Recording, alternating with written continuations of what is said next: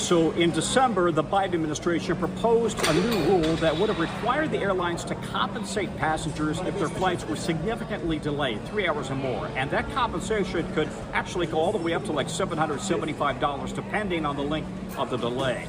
Well, the airlines immediately pushed back on that, said it was government overreach, it was inappropriate, it would only drive ticket prices higher. It now does appear, in fact, that that rule is going to be dead on arrival, at least with the Trump administration going forward. The Trump administration is also going to be looking at doing away with a Biden administration rule that we covered extensively here on NBC News, which required the airlines to be much more transparent in their ticket pricing. In other words, no hidden fees whatsoever. The Trump administration also looking into how do you define a canceled flight when, in fact, would the airlines be required to immediately compensate passengers? Now, the DOT yesterday, the Trump administration, saying that, in fact, some of these rules had gone far beyond what Congress had actually approved in terms of passenger rights.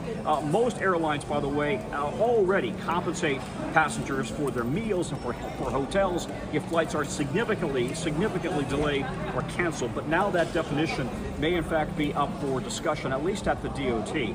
Separately, as you probably know, one of the more popular passenger rights that was pushed forward by the Biden administration was essentially requiring airlines to put families together if they want to be together, right? Kids seating with their families, with their parents.